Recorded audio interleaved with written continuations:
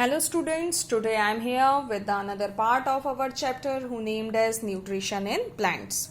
In first part we already discussed about some major point who named as nutrition, nutrients, autotrophic mode and photosynthesis.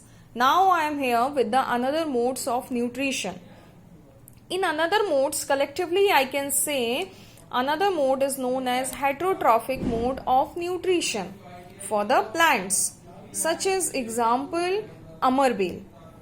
Amarbale plant does not contain chlorophyll.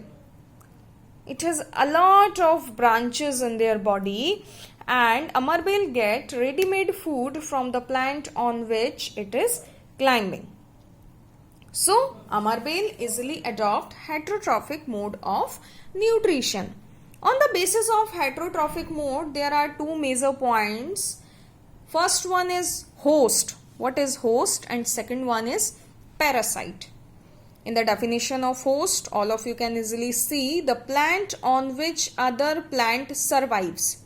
As I told you about the Amarbale, Amarbale does not contain chlorophyll. That's why they just want a medium for their nutrition, for their food. So that type of plant on which Amarbale climbs, from where Amarbale gets their nutrition, that plant is known as host plant. And second one is parasites. Parasites means that plant who survives on another plant, means who can't make their own food or for the different needs, such as for the shelter, for food, for different needs, they depends on other one. So they all are known as parasites, such as Amarbale. Amarbale is the best example and all of you can easily understand and can easily correlate this example on behalf of host and parasite. Now I will tell you different type of heterotrophic modes. There are different type of heterotrophic modes are also present in the plant nutrition. First one who named as parasitic nutrition, second one named as insectivorous nutrition, third one known as saprophytic nutrition and fourth one known as symbiosis.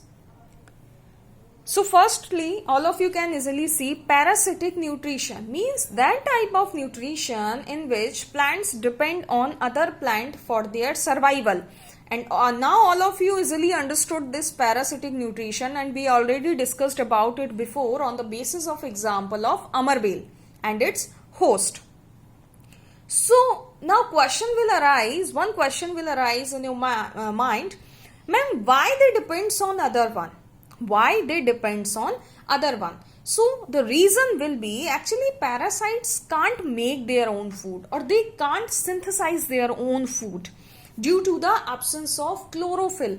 There are a lot of plants in our environment who does not contain chlorophyll. Then there will be one question, how they will make their food? So they survives their whole life on the basis of parasitic nutrition, means they always take ready-made food from the host body. Host body means that body who's directly responsible for the nutrition, for the food, for the shelter of any parasite. So Amarbale, I already told you the example of Amarbale. Amarbale is the best example of parasitic nutrition. Now second one, if I will tell you insectivorous nutrition, means that type of nutrition in which plants can easily trap insect and digest them is known as insectivorous nutrition. Yeah, this will be little shocking for you, but yeah, it's true. There are a lot of type of plants are here whose modified leaves can easily trap insect in their body, in their plant body, for getting a lot of digestion and nutrition. And what's the reason behind it? Now I will tell you.